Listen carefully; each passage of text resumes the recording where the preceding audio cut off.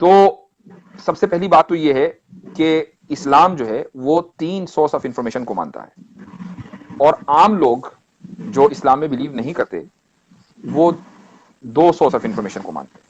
मैं आपसे पूछता हूं कि आपके नजदीक सोर्स ऑफ इंफॉर्मेशन कितने हैं? Source of information the world खुद ही है, जो दुनिया है वही खुद है मेरे लिए, वही मेरे लिए किताब है। और उसको ही देख के मैं इन्फर करता हूँ कि क्या सही है और क्या गलत है, क्या मुझे क्या चीज तो करना एक चाहिए सोर्स क्या ऑफ नहीं। इंफॉर्मेशन है, हम्म। एक सोर्स ऑफ इंफॉर्मेशन है ना? ठीक है, हाँ एक सोर्स है। और जो है, अगर मुझे कोई किताबों में लिख के बताता है तो मैं उसको वेरीफाई करता हूँ, या फिर उसकी क्या वेरिफिकेशंस हैं, उसके बेसिस पे मैं अपने फाइंडिंग्स को जो है इंश्योर वेरीफाई करता हूँ कैसे कि करते हैं? कैसे करते हैं वेरीफाई?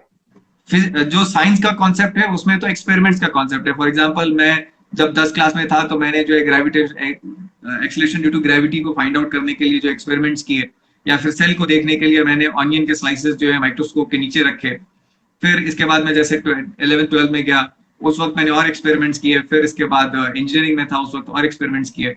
तो इसको एक्सपेरिमेंट्स इसको और छोटे मैथमेटिकल इसको एक लफ्ज में, जो आप कह रहे हैं इसको एक लफ्ज में रीजनिंग कहते हैं, है ना? Reasoning with experiments.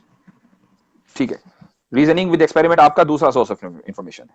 अब मैं आपको बताता हूं कि आपके पास ये 2 सोर्स ऑफ इंफॉर्मेशन है, हमारे पास 3 है। सबसे पहले इन 2 सोर्स ऑफ इंफॉर्मेशन को देखिए। आपने कहा जो दुनिया मेरे सामने है ये मेरी ये सोर्स इंफॉर्मेशन है। असल में ये सोर्स ऑफ इंफॉर्मेशन नहीं है, बल्कि इसकी इंफॉर्मेशन आप लेते हैं, ये सोर्स नहीं है। उसके बारे में आप जानना चाहते हैं, जिस चीज के बारे में आप जानना चाहें वो सोर्स नहीं होती, सोर्स होती है दूसरी चीज। वो सोर्स क्या है? आप जब दुनिया को देखते हैं तो आपकी आंख सोर्स है। आप जब दुनिया को चखते हैं, अगर वो खाना है तो आपकी जबान सोर्स है। आप जब टच करते हैं तो आपका जो एबिलिटी टच है वो सोर्स ऑफ इंफॉर्मेशन है। ठीक है, सुनने की जो सलाहियत है वो सोर्स ऑफ इंफॉर्मेशन है। ये जो सोर्स है इनमें से हर एक का अपना एक जुरिस्डिक्शन है ना? आप अगर चाहें कि आप अपनी आंख से सुन लें और अपने कान से देख लें तो आप 7 मर्तबा पैदा हो जाएंगे, ये काम नहीं कर सकते। ठीक है, it is beyond your ability. इसका बट मतलब मैं यह है कि हर लेट मी कंप्लीट। इसका मतलब यह है कि हर सोर्स का अपना एक जुरिस्डिक्शन है जिसके बाहर वो चीज नहीं जा सकती। ठीक है, ये तो हो गई हमारी जिन चीजों को हम ऑब्जर्व करते हैं। अब आ जाइए आप रीजनिंग विद एक्सपेरिमेंट में। आप एक्सपेरिमेंट किस चीज का करेंगे?